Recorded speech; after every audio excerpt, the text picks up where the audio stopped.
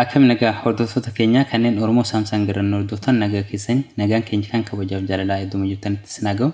Egaa hordoftoota keenya barnoota keenya har'aatiin akkaataa itti moobaayil keessa yookiin bilbila keessan yeroo chaarjii irra gootan akkaataa ittiin isin ariifatee ariitiidhaan dafeetii chaarjiitti isiniif guutuu ka wajjin ilaalu ta'a. Maaliif namoonni baay'een tarii yeroo bilbila keessan yeroo shaanarra takka chaarjii irra gootan isin jala harkifatuutu mala dafee sa'aatii silaa isin itti barbaadan sanitti akka yaada keessanitti isiniif guutuu dhabuun mala jechuudha. Kanaafuu rakkina kana furuudhaaf bilbila keessan yeroo chaarjii irra gootan akka ariitiidhaan dafeetti isinii guutuu danda'u ka wajjin ilaalu ta'a jechuudha.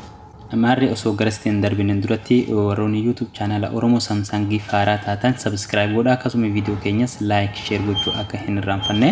Yeroo gara barnoota keenyaatti darbinu wanta isinii himu tokkotu jira. Chaarjarri keessan addaftariin isaa ta'u chaarjarri keessan oriijinaala ta'uu qaba. Kan bilbila keessa waliin bitattan yookiin suuqarraa yeroo bitattan addaftaris oriijinaala ta'uu qaba. Chaarjarri keessanis akkasuma oriijinaala ta'uu qaba. Maaliif innis hamma tokko gahee taphatu qaba jechuudha. Chaarjarri oriijinaala hin taane bilbila keessanis miidhuu danda'a. Baatirii keessanis jala karrabuu danda'a, balleessuu danda'a waan ta'eef bilbila shaanaas bareeda filachuu danda'utu isinirra jiraata jechuudha. Garasitti yeroo darbinu gara barnoota keenyaatti erga wantoota nama isiniin jedha daftarii fi chaarjara oriijinaala qopheeffatanii bakka kanarratti yeroo takkaaf gadi harkistu. Erga harkistanii as kenoo bakka amma mallattoo seetingiitu kanarra cuqaastu jechuudha. Erga bakka kanarratti cuqaastanii bakka kanarratti kinoon argattan jedheeti yaada. Iddoo device care jettu jira. Iddoo kanarratti cuqaastu. Erga haala kanaan erga inni clear gatee dhufee amma iddoo isin tuquu qabdan iddoo as bakka baatiriitu kanarratti cuqaasuu qabdu. Ergasii bakka kanarratti erga cuqaastanii as bakka gara olaanu kana tuqaa sadan kanan argitan jedheeti yaada. Tuqaa kanarra erga cuqaastanii iddoo seetingiitu kanarratti cuqaastu. Ergasii akkana gadi buutu yeroo gabbuutan bakka kanarratti fast cable charging jedha. Bakka kana mallattoo cuftuu tana on gootu jechuudha. Bakka kana on gochuufii qabdan akka inni bakka kana akka ariitiidhaan fudhattu kan taasisu jechuudha. Ergasii bakka kana erga on godhattanii baakettanii baatu jechuudha. Erga baakennee baane bakka kanarratti gara jalaa kanatti developer option iddootti argattu. Akkaataa developer option kana itti amma dura isin barsiisee jira akkaataa itti banattan. Viidiyoo keenya isa darbee iddoo saffisa moobaayilaa dabaluudhaaf saffisa bilbila keessanii dabaluudhaaf jennee viidiyoo kana dura isin barsiisnetu jira. Bakka san deemtanii akkaataa developer option itti banattan laaluutu isinirra jiraata jechuudha. Ergasii erga developer option banattanii irratti kilik gootu yeroo takkaaf jechuudha. Ergasii ol harkistu.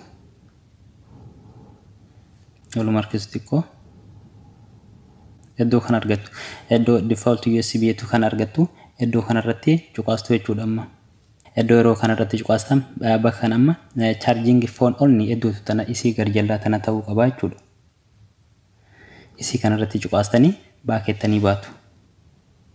Egaa amma wanti sirreessinu xumurree jirra jechuudha. Hordoftoota keenya wanta amma bilbila keenya irraa sirreessinu xumurree jirra. Amma wanti isin gorsu bilbila keessan yeroo chaarjii irra gootan moobaayil daataa isaas cufuu danda'utu isinirra jiraata jechuudha. Moobaayil daataa fakkeenyaaf anama meekiyyaa haa cufu. Moobaayil daataa keessan haala kanaan off gochuutu isinirra jiraata. Moobaayil daataa off gochuu osoo qofa osoo hin taane akka inni sirriitti dafee isinii fudhatu bilbila keessan jeequmsa tokko malee asitti airplane mode isheetu tana irratti on gochuu danda'uu qabdan jechuudha. Kana on gochuutu barbaachisaadha. Haala kanaan on gootu bakka kanarratti erga airplane mode kana on gootanii bilbila keessan feetunu cuftu yoo feetan ammoo hin cuftanii jechuudha. Amma wanti isinirraa eegamu bilbila keessan chaarjii irra gochuu qofa. Bakka kanarratti wanti isin irraanfachuu hin qabne bilbilli keessan yookaan ho'u ta'e bifa inni ho'ee jiruun akka shaanarra hin goone yookiin akka chaarjiirra hin goone. Maaliif yoo jettan baatirii keessan isin jalaa miidhamuutu mala yoo argitanii jiraatan bilbilli yeroo ho'ee jiru yookaan nuti chaarjiirra goonu ta'e chaarjii san hin fudhatu jechuudha. Fudhatus suuta fudhata bifa harkifataa ta'een. Kanaafuu bifa inni ho'ee jiruun shaanarra gochuun yookiin chaarjiirra gochuun isinirra hin barbaachisu. Bilbilli keessan dura qabbanaa'utu takka kool ta'utu irratti dirqama ta'a jechuudha. Ammas wanti isin gorsu kafara moobaayila keessanii kana irraa baasuu danda'uu qabdan jechuudha. Kafara moobaayilaa yeroo isiniin jedhu isa kanaadha. Fakkeenyaaf amma bilbilli kee kun akkuma isin argitan kana kafarii qaba. Kuno akkuma isin argitan amma kavara kana irraa baasuu qaba jechuudhaan. Maaliif qaama bilbila kiyya akka ho'u taasisa. Bakka biyya ho'u keessatti yeroo iddoo itutti akka ho'u taasisa. Yeroo shaanarra kaa'u daran akka ho'u gahee taphatuufiyyuu isa kana irraa baasuutu isinirraa eegama jechuudha. Amma fakkeenyaaf bilbila kiyya kana irraa baasee jira jechuudha. Kavara irraa baaseera. Kunoo isin akkuma isin amma argitan kana bilbilli kun kavara irraa bahee jira jechuudha. Wanti narraa eegamu shaanarra gochuu qofaadha jechuudha. Amma mobile data isaas cufee airplane mode irra godhee kana achi bilbila kiyya shaanarra gochuu qofatu narraa eegama jechuudha. Yoo fedhe nan cufa yoo fedhe hin cufu. Yoo cuftan immoo gaarii ta'a. Mee amma shaanarra haa godhu nafaana bu'aa isin haa ilaallu. Bilbila kiyya kana amma isin argitan kana ani shaanarra godhee jira jechuudha. Shaanarra godheetiin jira. Yoo fedhe nan cufa yoo fedhe immoo hin cufu jechuudha. Bilbila kiyya kana yoo cuftan immoo gaarii ta'a bilbila keessan. Maaliif akka inni dafee isin chaarjii fudhatuuf cufuutu isinirraa eegama jechuudha. Amma fakkeenyaaf ani kiyya switch haa godhu.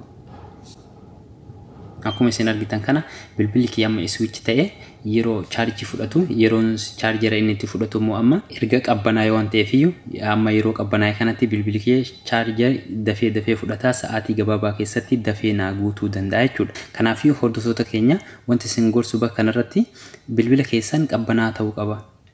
Chaarjerris oriijinaala ta'uu qaba. Adapteriinis oriijinaala ta'uu qaba.